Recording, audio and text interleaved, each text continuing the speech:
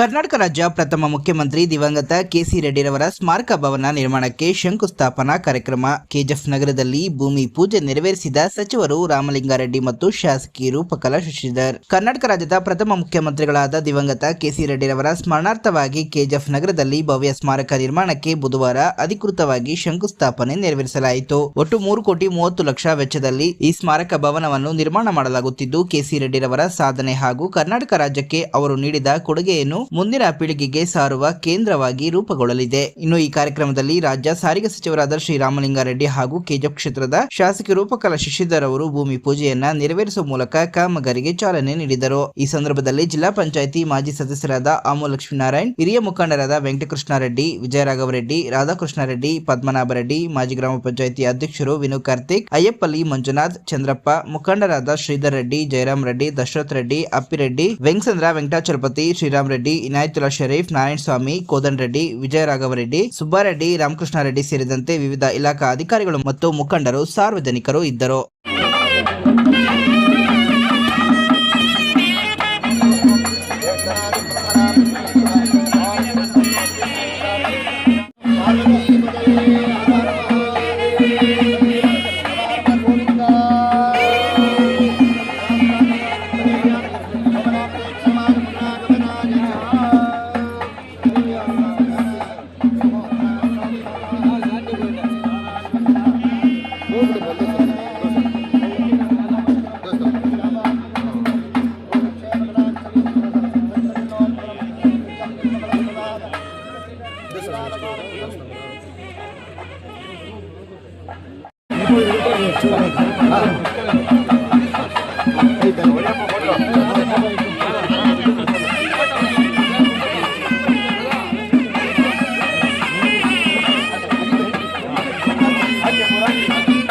ಶ್ರೀಯುತ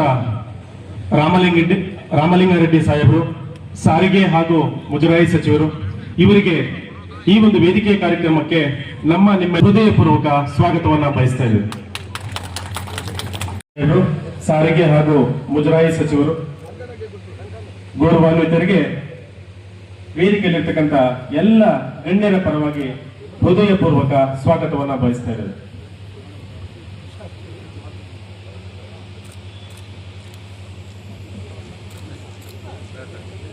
ಅವರ ಪರಿಶ್ರಮ ಜಾಸ್ತಿ ಇದೆ. ನನ್ನ ತಂದೆಯವರ ಆದಿಯಾಗಿ 20 ಎಕರೆ ಜಾಗವನ್ನ ಕ್ಯಾಸಬ್ ಚರಿತ್ರೆಯನ್ನ ಸೃಷ್ಟಿ ಮಾಡಿದ್ದಾರೆ. ಅವರು ಒಂದು ಸಮುದಾಯಕ್ಕೆ ಆಸ್ತಿನ, ರೈತರಿಗೆ, ಬಡವರಿಗೆ, ಕಾರ್ಮಿಕರಿಗೆ ಎಲ್ಲರಿಗೂ ಆಸ್ತಿನ, ನಾಡನ್ನ ಕಟ್ಟಿದಾರ. ಅವರ ಚರಿತ್ರೆ ಏನು, ಅವರ ಜೀವನ ಚರಿತ್ರೆ ಏನು, ಸ್ವತಂತ್ರ ಪೂರ್ವದಲ್ಲಿ, ಸ್ವತಂತ್ರ ನಂತರದಲ್ಲೂ ಅವರ ಸೇವೆ ಏನು ಅಂತ ಮೊದಲು ನಾವು ಅರ್ಥ ಮಾಡ್ಕೊಳ್ಳುವಂತ ಅವಶ್ಯಕತೆ ಇದೆ ಅಂತ ಮನಗಂಡು ಇವರೆಲ್ಲರ ಮಾರ್ಗದರ್ಶಕದಲ್ಲಿ ಮತ್ತು ಕೆಸಿ ರೆಡ್ಡಿ ಕುಟುಂಬದ ಒಂದು ಕುಡಿ ನಮ್ಮ ಹಿರಿಯರು, ಮಾರ್ಗದರ್ಶಕರು, ವೆಂಕಣ್ಣವರು ಸ್ಫೂರ್ತಿ ಸಹಾಯದಿಂದ ನಾವು ಇವೆಲ್ಲ ಪ್ರಯತ್ನವನ್ನ ಮಾಡಿದೀವಿ. ಮುಂದೆ ಸರ್ಕಾರದ ಹಂತದಲ್ಲಿ ನಾವೇನೇ ಅನುದಾನವನ್ನ ತರಬೇಕಂದ್ರು ಮತ್ತೆ ಕೆಸಿ ರೆಡ್ಡಿ ಅವರ ಜೀವನ ಚರಿತ್ರೆ, ಇಡೀ ಜಿಲ್ಲೆಯಲ್ಲಿ ಏನು ಅವರು ಯಾವ ರೀತಿ ಸಾಧಕರಾಗಿದ್ದಾರೆ, ಒಂದು ಇಂಡಸ್ಟ್ರೀಸ್ ಮಿನಿಸ್ಟರ್ ಆಗಿದ್ದಾಗ ಏನು ಅವರ ಸೇವೆ, ಮತ್ತೆ ಅವರು ಕಾರ್ಮಿಕರಿಗಾಗಿ ಏನು ಅವರನ್ನ ಮುಡುಪಾಗಿಟ್ಟಿದ್ದಾರೆ, ಮತ್ತೆ ಇಡೀ ದೇಶದಲ್ಲಿ ಮತ್ತೆ ಮಧ್ಯಪ್ರದೇಶದಲ್ಲಿ ಗವರ್ನರ್ ಆಗಿದ್ದಾಗ ಅವರ ಸೇವೆ ಏನು, ಅವರ ಇಡೀ ಜೀವನ ಚರಿತ್ರೆಯನ್ನ ನಾವು ತಿಳಿದು ನಾವು ಹೇಗೆ ನಮ್ಮ ಜೀವನದಲ್ಲಿ ಸಾಧಕರಾಗಬೇಕು ಅನ್ನುವಂಥ ಒಂದು ಮೈಗೂಡಿಸ್ಕೋಬೇಕು ಅನ್ನುವಂಥ ಒಂದು ವಿಚಾರದಲ್ಲಿ ನಮಗೆ ಸದಾ ಕಾಲ ಸ್ಫೂರ್ತಿಯಾಗಿ ಬೆನ್ನೆಲುಬಾಗಿ ನಿಂತು ಕೋಲಾರ ಜಿಲ್ಲೆಗೆ ಉಸ್ತುವಾರಿ ಆಗಿದ್ದಾಗಿಂದ ಕಳೆದ 10-12 ವರ್ಷಗಳಿಂದ ಹಿರಿಯರು, ಮಾರ್ಗದರ್ಶಕರು, ನನ್ನ ತಂದೆ ಅಷ್ಟೇ ಸಮಾನರು, ನಾನು ನನ್ನ ತಂದೆಯಷ್ಟೇ ಗೌರವವನ್ನು ಕೊಡುವಂತ ರಾಮಲಿಂಗಾರೆಡ್ಡಿ ಅಣ್ಣವರಿಗೆ ನನ್ನ ಹೃದಯಪೂರ್ವಕವಾದ ಧನ್ಯವಾದಗಳನ್ನ ಹೇಳ್ತಾ, ಅವರು ಸ್ಫೂರ್ತಿ ಆಗಿದ್ದಾರೆ. ಇಡೀ ಕೋಲಾರ ಜಿಲ್ಲೆ, ನಾವು ಆಂಧ್ರ ಗಡಿ ಭಾಗ 60 ಭಾಗ ಆಂಧ್ರ ಗಡಿಯನ್ನ ಮುಟ್ತೀವಿ, 30ರಿಂದ 40 ಭಾಗ ಈ ನಮ್ಮ ಕ್ಷೇತ್ರ ಕೋಲಾರ ಜಿಲ್ಲೆ, ಆಲೂರು, ಸ್ವಲ್ಪ ತಮಿಳುನಾಡು, ಮಿಕ್ಕಿದ್ದು ಮುಳುಬಾಗ್ಲು, ಕೆಜಿಎಫ್ ಗ್ರಾಮೀಣ ಭಾಗ. ಎಲೆಕ್ಟ್ರಿಕ್ ವೆಹಿಕಲ್ಸ್ ಹೋಗಿ ದೇವರ ಸನ್ನಿಧಿಗೆ ಬಿಡುವಂತ ರ್ಯಾಂಪ್ ಅನ್ನ ನಾವು ಮಾಡುವಂತದ್ರಲ್ಲಿ 2 ಕೋಟಿ ಅನುದಾನ ಇದೇ ಕ್ಷೇತ್ರದಲ್ಲಿ, ಕೆಜಿಎಫ್ ಕ್ಷೇತ್ರದಲ್ಲಿ 10 ಕೋಟಿ ಅನುದಾನದಲ್ಲಿ ದೇವರ ಕೆಲಸಗಳು ಆಗ್ತಾ ಇದೆ. ಅದರ ವೀಕ್ಷಣೆ ಪರಿವೀಕ್ಷಣೆಗೂ ಬಂದಿದ್ದೀರಾ ನೀವು. ಅದರ ಜೊತೆಯಲ್ಲಿ ನೀವು ಮಾರ್ಗದರ್ಶಕರಾದ್ಮೇಲೆ ಎಲ್ಲಾ ಪ್ರಯತ್ನಗಳಲ್ಲಿ ನಾವು KC ರೆಡ್ಡಿಯವರ ಸ್ಮಾರಕವನ್ನ ಯಶಸ್ವಿಯಾಗಿ ಮಾಡೋದ್ರಲ್ಲಿ ನಿಧಾನ ಆಗಿದೆ ಅಂತ ಬಹಳ ಜನ ಮುಖಂಡರ ಮನಸ್ಸಿನಲ್ಲಿ ಇದ್ದಿದ್ದಂತ ಆ ನೋವಿಗೆ ತೆರೆ ಎಳೆದು ಇವತ್ತು ನೀವು ಏನೇ ಕಾರ್ಯಕ್ರಮಗಳಿದ್ರು ಕೂಡ ಭೂಮಿ ಪೂಜೆ ಮಾಡಿ ಇದನ್ನ 6 ರಿಂದ 10 ತಿಂಗಳಲ್ಲಿ ಲೋಕಾರ್ಪಣೆ ಮಾಡಬೇಕು ಅಂತ ಅಂದ್ಬಿಟ್ಟು ಇವತ್ತು ಲೋಕೋಪಯೋಗಿ ಇಲಾಖೆಯಿಂದ ಎಕ್ಸಿಕ್ಯೂಟಿವ್ ಇಂಜಿನಿಯರ್ ಆಗಿರುವಂತ ರಾಮಮೂರ್ತಿ ಅವರು ಮತ್ತೆ ಈ ಒಂದು KC ರೆಡ್ಡಿಯವರ ಸ್ಮಾರಕ ನಿರ್ಮಾಣಕ್ಕೆ ಯಾರು ಗುತ್ತಿಗೆದಾರರಾಗಿದ್ದಾರೆ ಅವರು ಕೂಡ ಇವತ್ತು ಈ ವೇದಿಕೆಯಲ್ಲಿದ್ದಾರೆ. ಇವರ ಕೊಡುಗೆ ನಮಗೆ ಜೀವನದಲ್ಲಿ ಒಂದು ಮಾರ್ಗದರ್ಶನ ಆಗ್ಬೇಕು ಅಂತ ಹೇಳ್ತಾ, ಅವ್ರದೇ ಅಲ್ಲ ಇಡೀ ರಾಜ್ಯಕ್ಕೆ ಇವರಿಬ್ಬರು 2 ಕಣ್ಣಾಗಿ MV ಕೃಷ್ಣಪ್ಪನವರು KC ರೆಡ್ಡಿ ಅವರು ಇಡೀ ನಮ್ಮ ರಾಜ್ಯಕ್ಕೆ ಮತ್ತೆ ಜಿಲ್ಲೆಗೆ 2 ಕಣ್ಣಾಗಿ ಅವರು ಸೇವೆಯನ್ನ ಮಾಡಿದ್ದಾರೆ. ಬರುವಂತ ದಿನಗಳಲ್ಲಿ ನಾನು MV ವೆಂಕಟಪ್ಪನವರು ಹೈನುಗಾರಿಕೆ ಅಧಿಕಾರರು ನಮ್ಮ ಇಡೀ ಗ್ರಾಮೀಣ ಭಾಗದಲ್ಲಿ ರೈತರ ಮಗನಾಗಿ ಸೇವೆ ಮಾಡ್ಕೊಂಡು MV ಕೃಷ್ಣಪ್ಪನವರು ನಮ್ಮ ಕೋಲಾರ ಜಿಲ್ಲೆಯಲ್ಲಿ ಪ್ರತಿಯೊಂದು ಬಡವರ ರೈತರ ಕುಟುಂಬದಲ್ಲಿ ಹೈನುಗಾರಿಕೆಯನ್ನ ಜೀವನೋಪಾಯವಾಗಿ ಮಾಡಿಕೊಂಡಿರುವಂತ ಪ್ರತಿಯೊಂದು ಕುಟುಂಬಕ್ಕೆ ಮನೆಯಲ್ಲಿ ಲಕ್ಷ್ಮಿಯಾಗಿ ಒಂದು ಡೆನ್ಮಾರ್ಕ್ ಇಂದ ಹಸುವನ್ನ ತಗೊಂಡು ಬಂದು ಅದರ ತಳಿಯಿಂದ ಬರಗಾಲದಲ್ಲಿ ತತ್ತರಿಸ್ತಾ ಇರುವಂತ ನಮ್ಮ ಜಿಲ್ಲೆಗೆ, ಕೋಲಾರ ಜಿಲ್ಲೆಗೆ ಒಂದು ಕಲ್ಪವೃಕ್ಷ ತರ ಒಂದು ಹೈನುಗಾರಿಕೆಯ ಕ್ರಾಂತಿಯನ್ನ ತಂದು ರೈತರ ಜೀವನಾಡಿಯಾಗಿ ಸೇವೆ ಮಾಡ್ಕೊಂಡು ಬಂದಿದ್ದಾರೆ. ಬರುವಂತ ದಿನಗಳಲ್ಲಿ ಗ್ರಾಮೀಣ ಭಾಗದಲ್ಲಿ ಅಥವಾ ಬೇತ್ಮಂಗ್ಲದಲ್ಲಿ ನಮ್ಮ ಎಲ್ಲಾ ಮುಖಂಡರು ನಾಯಕರು ಹೇಳುವಂತ ಜಾಗದಲ್ಲಿ ಅವರ ಒಂದು ಸ್ಮಾರಕವನ್ನು ಮಾಡುವಂತ ಒಂದು ಸಂಕಲ್ಪ ಉದ್ದೇಶವನ್ನ ನಾನು ಇಟ್ಕೊಂಡಿದ್ದೀನಿ ಅಂತ ಹೇಳ್ತಾ ಇವತ್ತು ಈ ಕಾರ್ಯಕ್ರಮದಲ್ಲಿ ಭೂಮಿ ಪೂಜೆಯನ್ನ ಮಾಡ್ಲಿಕ್ಕೆ ಬಂದಿದ್ದಾರೆ. KC ರೆಡ್ಡಿ ಅವರದು ನಾವ್ ಏನೇ ಈ ಕ್ಷೇತ್ರದಲ್ಲಿ ಮಾಡ್ಲಿಕ್ಕೆ ಮಾರ್ಗದರ್ಶಕರು ಸ್ಫೂರ್ತಿಯನ್ನ ತುಂಬಿರುವಂತ ವೆಂಕಣ್ಣವ್ರಿಗೂ ಕೂಡ ನಾನು ನನ್ನ ಹೃದಯಪೂರ್ವಕವಾದ ಧನ್ಯವಾದಗಳನ್ನ ಹೇಳ್ತಾ, ನಾನು ಮಂತ್ರಿಗಳನ್ನ ಯಾವತ್ತೂ ನಾನು ಮಂತ್ರಿಯಾಗಿ ನೋಡ್ಲೇ ಇಲ್ಲ. ತಂದೆಯಷ್ಟೇ ಆತ್ಮೀಯತೆಯನ್ನ ಕೊಟ್ಟು ಗೌರವವನ್ನ ಕೊಟ್ಟು ಏನೇ ಪರಿಸ್ಥಿತಿಯಲ್ಲಿ ಹೋದ್ರು ಕೂಡ ನಮ್ಮ ಇಡೀ ಜಿಲ್ಲೆಯ ಸಮಸ್ಯೆಗಳಿಗೆ ಸ್ಪಂದಿಸಿದ್ದಾರೆ. ಮಂತ್ರಿಗಳ ಹತ್ರ ಕರ್ಕೊಂಡು ಹೋಗ್ತಾರೆ, CM ಹತ್ರ ಕರ್ಕೊಂಡು ಹೋಗ್ತಾರೆ. ಯಾವುದೇ ಹೋಗ್ಲಿ ಈ ನಮ್ಮ ಜಿಲ್ಲೆಗೆ ಬಹಳ ಸೇವೆಯನ್ನ ಮಾಡ್ಕೊಂಡು ಬಂದಿದ್ದಾರೆ ಅಂತ ನಾನು ಹೇಳ್ತೀನಿ.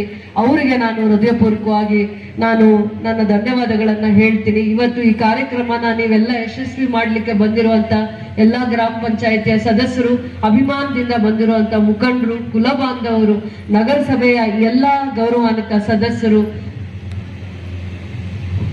ಎಲ್ಲರಿಗೂ ಕೂಡ ನನ್ನ ಹೃದಯಪೂರ್ವಕವಾದ ಧನ್ಯವಾದಗಳು. ಇಲ್ಲ, ಬಹಳ ಒಳ್ಳೆ ದಿವಸ ಅಂತ ಕಾಣುತ್ತೆ.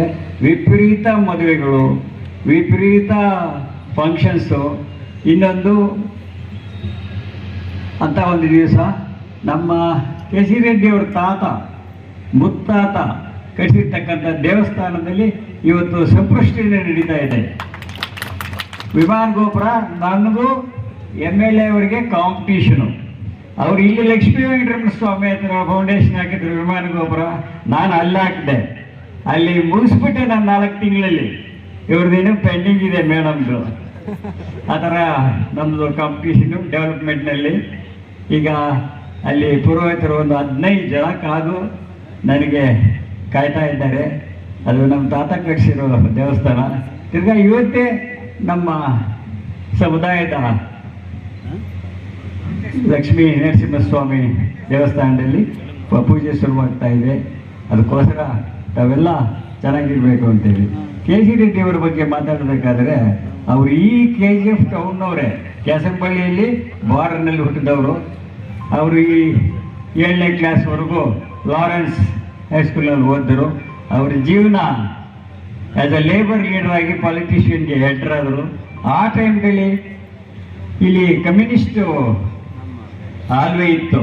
SS ವಾಹನ್, ಸುಬ್ರಹ್ಮಣ್ಯ, ಬೈರಾರೆಡ್ಡಿ ಇವರೆಲ್ಲ ಕಮ್ಯುನಿಸ್ಟ್. ಅವಾಗ ಆ KGF ಟೈಮ್, ಅವಾಗ KGF ಪಾಲಿಟಿಕ್ಸು ಕಮ್ಯುನಿಸ್ಟ್ ಇತ್ತು. ಆ ಟೈಮ್ದಲ್ಲಿ ಇವರು ಅವ್ರ ಜೊತೆಯಲ್ಲೇ ಕಮ್ಯುನಿಸ್ಟ್ ಪಾಲಿಸಿಗಳನ್ನು ಕಲ್ತ್ಕೊಂಡು ಇನ್ನೊಂದು ಕಲ್ತ್ಕೊಂಡು ಅವರು ಕಾಂಗ್ರೆಸ್ ಲೀಡರ್ ಆದರು. ಅದರ ಜೀವನ ಚರಿತ್ರೆ ಜಾಸ್ತಿ ಇದೆ. ಅದನ್ನೆಲ್ಲ ಹೇಳೋದಕ್ಕೆ ಇನ್ನೊಂದು ವೇದಿಕೆಯನ್ನು ನಮ್ಮ ಶಾಸಕರು ಕೊಟ್ಟರೆ ನಾನು ಹೇಳ್ತಾ ಇದ್ದೀನಿ ಅವರಿಗೆ, ಒಂದು ಸೆಮಿನಾರ್ ಅಂತ ಇಟ್ಟಿವಿ, ಆ ದಿವಸ ಮಾತಾಡೋಣ, ಎಲ್ಲ ತಿಳ್ಕೊಳ್ಳೋಣ ಅಂತ ಹೇಳಿ. ಆಮೇಲೆ ದಯವಿಟ್ಟು ನನಗೆ ಕ್ಷಮಿಸಿದ್ರೆ, ಯಾಕಂದ್ರೆ ಈಗ ಆಲ್ರೆಡಿ ನಮ್ಮ ತಾತ ಕೆ ಸಿ ರೆಡ್ಡಿ ನಮ್ಮ ತಂದೆ ಅಲ್ಲಿ ಕಾಯ್ತಾ ಇದ್ದಾರೆ ದೇವಸ್ಥಾನದಲ್ಲಿ. ನಾನು ಹೋಗ್ಬೇಕು, ಆ ಕಾರ್ಯವನ್ನು ನಾನು ಮುಗಿಸ್ಬೇಕು. ಇವತ್ತು ರೂಪಕಲಾ ಅವರು, ಹಾಗೆ ವೆಂಕಟೇಶ ರೆಡ್ಡಿ ಅವರು, ಮತ್ತು ಅವರ ಫ್ಯಾಮಿಲಿಯವರೇ ಕವಿತಾ ರೆಡ್ಡಿಯವರು, ಮತ್ತು ವಿಜಯನಾಥ ರೆಡ್ಡಿಯವರು, ಲಕ್ಷ್ಮೀನಾರಾಯಣವರು,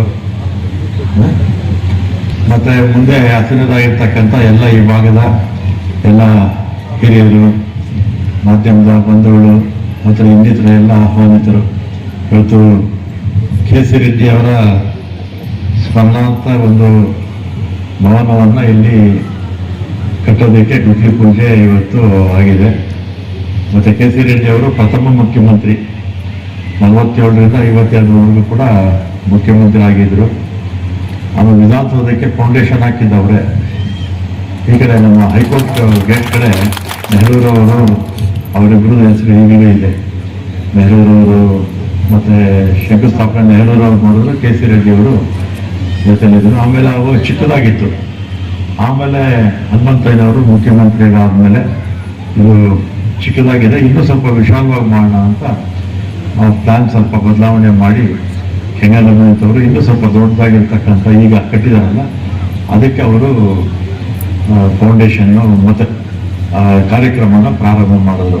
ಅದರಿಂದ ಕೆ ಸಿ ರೆಡ್ಡಿಯವರು ಮತ್ತು ಹನುಮಂತಯ್ಯನವರು ಇಬ್ಬರು ವಿಧಾನಸೌಧ ಬರೋದಕ್ಕೆ ಕಾರಣಕರ್ತರು ಅಂತ ನಾನು ಈ ಸಂದರ್ಭದಲ್ಲಿ ಹೇಳಿ, ಮತ್ತು ನಾವು ಅವರು ಲೋಕಸಭಾ ಸದಸ್ಯರಾಗಿ, ರಾಜ್ಯಸಭಾ ಸದಸ್ಯರಾಗಿ, ಮತ್ತು ಅಲ್ಲಿ ಕೇಂದ್ರದಲ್ಲಿ ಮಂತ್ರಿ ಆಗಿದ್ದರು.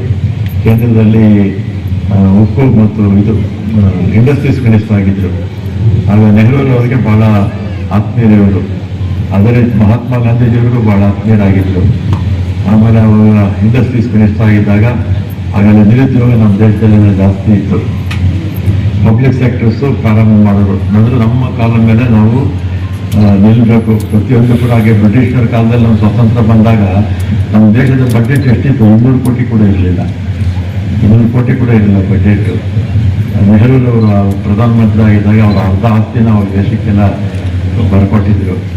ಅಂಥ ಸಂದರ್ಭದಲ್ಲಿ ಪಂಚವಾರ್ಷಿಕ ಯೋಜನೆ ಅಂತಂದು ಮತ್ತು ಪಬ್ಲಿಕ್ ಸೆಕ್ಟರ್ಸ್ ಎಲ್ಲ ಅವಾಗ ಪ್ರಾರಂಭ ಮಾಡೋರು. ಬೆಂಗಳೂರು ಒಂದರಲ್ಲೇ HIL, HMT, ಮತ್ತು ITI ಇದೆಲ್ಲ ಕೂಡ ಪ್ರಾರಂಭ ಮಾಡಿದ್ದು ಕೆ ಸಿ ರೆಡ್ಡಿ ಅವರೇ. BEL, BML, KGF ಅಲ್ಲಿ ಇದೆಲ್ಲ ತಂದವರು ಕೆ ಸಿ ರೆಡ್ಡಿ ಅವರೇ.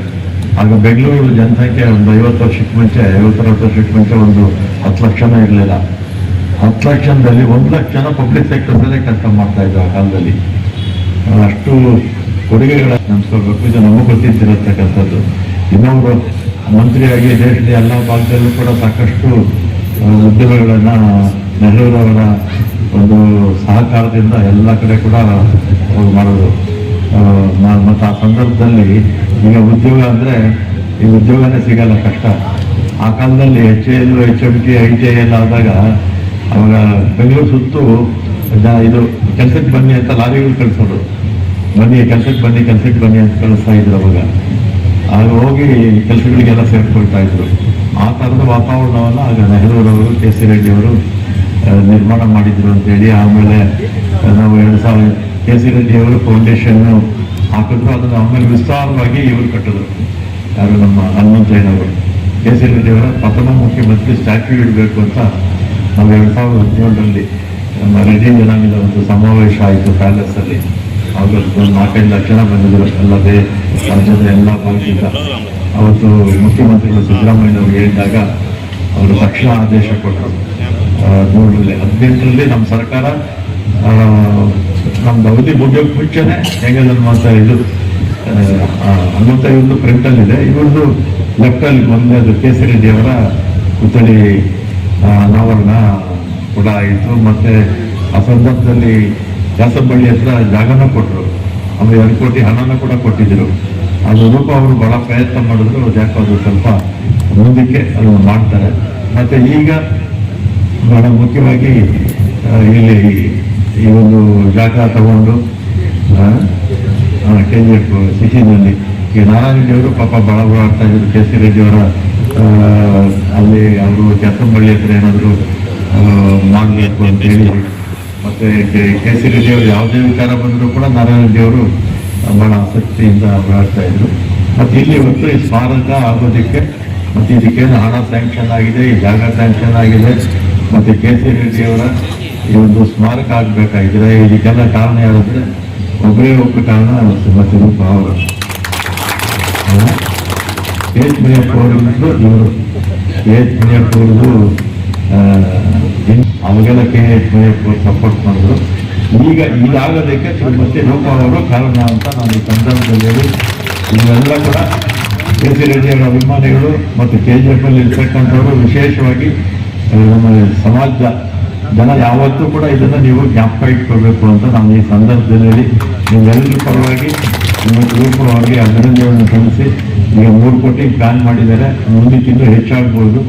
ಆ ಸಂದರ್ಭದಲ್ಲಿ ಸರ್ಕಾರ ಮತ್ತು ನಾವೆಲ್ಲ ಕೂಡ ಹಣ ಒದಗಿಸೋದಕ್ಕೆ ಖಂಡಿತ ಪ್ರಯತ್ನ ಮಾಡ್ತೀವಿ ಅಂತೇಳಿ, ಮತ್ತು ದೇವಸ್ಥಾನದಲ್ಲಿ ಲಕ್ಷ್ಮೀ ನರಸಿಂಹ ದೇವಸ್ಥಾನ ಅಂದರೆ ನಮ್ಮ ಗೋಪುರಕ್ಕೆ ಎಷ್ಟು ಕೊಟ್ಟಿದ್ದಮ್ಮ? 5 ಕೋಟಿ. ಆಮೇಲೆ ಬಂದು ನನ್ನ ಹತ್ರ ಒಂದು 4-5 ಸರಿ ಬಂದಿದ್ರು, ಬಂದು ಸ್ಯಾಂಕ್ಷನ್ ಮಾಡಿಸ್ಕೊಂಡ್ರು. ಮತ್ತು ಚೌಟ್ರಿ ಕೂಡ ಒಂದು ಹಾಕಬೇಕು ಅಂತೇಳಿ ಅದಕ್ಕೂ ಸ್ಯಾಂಕ್ಷನ್ ಮಾಡ್ಕೊಂಡಿದ್ದಾರೆ. ಅದೆಲ್ಲ ಕೂಡ ಮುಂದಕ್ಕೆ ಅದರ ಉದ್ಘಾಟನೆ ಆಗುತ್ತೆ ಅಂತೇಳಿ ಎಲ್ರಿಗೂ ಬಂದಿದ್ದಕ್ಕೆ ರೋಜ್ ಗೊಬ್ಬರ ಆಗ್ತಾ ಇದೆ, ಚೌಟ್ರಿ ಆಗಬೇಕು. ಮತ್ತು ಇನ್ನೊಂದು ದೇವಸ್ಥಾನಕ್ಕೂ ಗ್ರ್ಯಾಂಟ್ ತಗೊಂಡಲ್ಲ, ಬಂಗಾರಪೇಟೆ ಅದರಲ್ಲೂ ತಗೊಂಡಿದ್ದಾರೆ. ಮತ್ತು ಇನ್ನು ಬೇಸಿಗೆ ಬೇತಕ್ಕಂಥ ಎಲ್ಲ RTO ಆಫೀಸು ಮೊದಲು ಚಿಕ್ಕದಾಗಿತ್ತು RTO ಆಫೀಸು, ಈಗ ದೊಡ್ಡದಾಗಿ RTO ಆಫೀಸು 5 ಎಕರೆ ಜಾಗದಲ್ಲಿ RTO ಮತ್ತು ಇದು ಡ್ರೈವಿಂಗ್ ಟೆಸ್ಟ್ ಇದು ನೀವೆಲ್ಲ ಹೋಗ್ಬೇಕಾಗಿತ್ತು ಕೋಲಾರ, ಅಲ್ಲೂ ನಮ್ಮ ಈಗ ಇಲ್ಲೇ ಡ್ರೈವಿಂಗ್ ಟೆಸ್ಟ್ ನೋಡಿ ಇಲ್ಲೇ ಮಾಡ್ಕೋಬೋದು. RTO ಕಚೇರಿ ಕೂಡ ಆಗಿದೆ. ಮತ್ತು ಎಲ್ಲ ಇಷ್ಟೇ ಅಂತಲ್ಲ, ಕ್ಷೇತ್ರದಲ್ಲಿ ಏನೇ ಕೆಲಸ ಕಾರ್ಯಗಳಿದ್ರು ಕೂಡ ಅಭಿವೃದ್ಧಿ ಕಾರ್ಯದಲ್ಲಿ ಶ್ರೀಮತಿ ರೂಪಾ ಅವರು ಯಾವತ್ತೂ ಕೂಡ ಮುಂದೆ ಇರ್ತಾರೆ ಅಂತ ನಾನು ಈ ಸಂದರ್ಭದಲ್ಲಿ ಇನ್ನೊಮ್ಮೆ ವೇದಿಕೆ ಮೇಲೆ ಇರ್ತಕ್ಕಂಥವ್ರ ಪರವಾಗಿ, ನಿಮ್ಮ ಪರವಾಗಿ, ಕೆ ಸಿ ರೆಡ್ಡಿ ಅವರ ಅಭಿಮಾನಿಗಳು, ಅವ್ರ ಬಂಧುಗಳ ಪರವಾಗಿ ಅವರಿಗೆ ಅಭಿನಂದನೆಗಳು ಸಲ್ಲಿಸ್ತೀನಿ. ಜೀವನದ ಚರಿತ್ರೆಯಲ್ಲಿ ಉಳಿದೋಗುತ್ತೆ. ಇವರಿಂದ ನಾನು ಬಹಳ ಒಳ್ಳೆಯ ಪಾಠಗಳನ್ನ ಕಲ್ತಿದ್ದೀನಿ ಅಂತ ಹೇಳ್ತಾ, ಇದಕ್ಕೆ 25 ಲಕ್ಷ ದುಡ್ಡು ಕಟ್ಟಿದ್ದೀವಿ. ಇದು 2 ಕೋಟಿ ಬೆಲೆ ಬಾಳುತ್ತೆ ಈ ಜಾಗ. ಸ್ಯಾನಿಟರಿ ಬೋರ್ಡ್ದು ಇದು ಸರ್ಕಾರಕ್ಕೆ ದುಡ್ಡು ಕಟ್ಟಿದ್ವಿ. ಇದ್ರ ವ್ಯಾಲ್ಯೂಯೇಷನ್, ಸಬ್ ರಿಜಿಸ್ಟರ್ ವ್ಯಾಲ್ಯೂಯೇಷನ್ 2 ಕೋಟಿ ಹಾಕಿದ್ದಾರೆ. ಅದಕ್ಕೆ ಮೊದಲನೇ ಹಂತದಲ್ಲಿ ಎಷ್ಟು ಅನುದಾನ ಇದ್ರೆ ಅದನ್ನ ನಮಗೆ ಈಗಿದೆ ಅನುದಾನ, ಅದನ್ನ ಉಪಯೋಗಿಸ್ಕೊಂತೀವಿ. ಬರೋ ಹಂತದಲ್ಲಿ ಇನ್ನೂ ಏನಾದ್ರೂ ಇದನ್ನ ಇನ್ನೂ ಹೆಚ್ಚಿನ ರೀತಿಯಲ್ಲಿ ಅಭಿವೃದ್ಧಿ ಮಾಡಬೇಕು ಅಂತಂದ್ರೆ ಅದು ತದನಂತರ ದಿನಗಳಲ್ಲಿ ಮಾಡ್ಕೊಳ್ಳೋಣ ಅಂತ. ಸ್ಮಾರಕ ಇರುತ್ತೆ, ಆಡಿಟೋರಿಯಂ ಇರುತ್ತೆ, ಒಂದು 300 ಜನ ಮೀಟಿಂಗ್ ಮಾಡುವಂಥದ್ದು, ಸರ್ಕಾರದ ಕಾರ್ಯಕ್ರಮಗಳು, ಮತ್ತೆ ಇದ್ರದ್ದು ಸ್ಕೂಲ್ ಮಕ್ಕಳಿಗೆ ಇದ್ರದ್ದು ಜೀವನ ಚರಿತ್ರೆ, ಲೈಫ್ ಹಿಸ್ಟ್ರಿ ಹೇಳುವಂತ ಒಂದು ಇದಿರುತ್ತೆ. ಇದ್ರ ಜೊತೆಯಲ್ಲಿ ನಾವು ಅಂಬೇಡ್ಕರ್ ಜ್ಞಾನ ಭಂಡಾರ ಕೂಡ ನಾವು ಆ ಭಾಗದಲ್ಲಿ ಮಾಡಿದ್ವಿ. ಇನ್ನೊಂದ್ಸತಿ ನಿಮ್ಮನ್ನು ಕರ್ಕೊಂಡು ಹೋದಾಗ ಅದರ ಮಾಹಿತಿಯನ್ನ ಕೊಡ್ತೀವಿ ಅಂತ ಹೇಳ್ತಾ, ಇವತ್ತು ಈ ಕಾರ್ಯಕ್ರಮಕ್ಕೆ ನನಗೆ ಬಂದಿರೋದೇ ಇವರು ಕೊಡುಗೆ ಅಂತ ನಾನು ಇಷ್ಟಪಡ್ತೀನಿ. ಇವ್ರ ಕೈಯಲ್ಲಿ ಭೂಮಿ ಪೂಜೆ ಮಾಡಿಸಿರೋದು ನನಗೆ ತುಂಬಾ ಮನಸ್ಸಿಗೆ ತೃಪ್ತಿಯನ್ನ ತಂದಿದೆ. ಎಲ್ಲಾ ವಿಚಾರದಲ್ಲೂ ನನಗೆ ಮಾರ್ಗದರ್ಶಕರು, ತಂದೆ ಅಷ್ಟೇ ಶ್ರೇಷ್ಠತೆಯಿಂದ ನೋಡ್ತೀನಿ ಅಂತ ಹೇಳ್ತಾ, ನಾನು ಅವ್ರ ಮಗಳ ಜೊತೆ ಕೆಲಸ ಮಾಡಿದ್ದೀನಿ. ತುಂಬಾ ಒಳ್ಳೆ ಸಂಸ್ಕಾರ ಕೊಟ್ಟಿದ್ದಾರೆ, ತುಂಬಾ ಒಳ್ಳೆ ಮನಸ್ಸಿದೆ. ಸೌಮ್ಯ ಅಂತ, ನಾನು ಅವ್ರ ಒಡನಾಟದಲ್ಲಿ ಕೆಲಸ ಮಾಡಿದ್ದೀನಿ, ಜೊತೆಯಲ್ಲಿ ಒಡನಾಟ ಇದೆ. ಅವರು ಎಷ್ಟು ಸೌಮ್ಯವಾಗಿರ್ತಾರೆ ಅಂದ್ರೆ, ಎಂತ ನೋವು ಕಷ್ಟಗಳು ಬಂದ್ರು ಇದೇ ತಾಳ್ಮೆ ಇರುತ್ತೆ. ಯಾವತ್ತೂ ಅವ್ರ ಮುಖದಲ್ಲಿ ನಾವು ಕೋಪ ನೋಡ್ಲಿಲ್ಲ. ಅದರಿಂದ ನನಗೆ ಇವ್ರಂದ್ರೆ ತುಂಬಾ ಅಭಿಮಾನ ಅಂತ ಹೇಳ್ತಾ, ಎಲ್ಲರೂ ಕಾರ್ಯಕ್ರಮಕ್ಕೆ ಬಂದಿರುವ ಅಭಿಮಾನದಿಂದ ಬಂದಿರುವಂತವರು, ಪಕ್ಷದ ಕಾರ್ಯಕರ್ತರು, ಎಲ್ಲ ಗ್ರಾಮೀಣ ಭಾಗದಿಂದ ಬಂದಿರುವಂತವರಿಗೆ ನನ್ನ ಹೃದಯಪೂರ್ವಕವಾದ ಧನ್ಯವಾದ.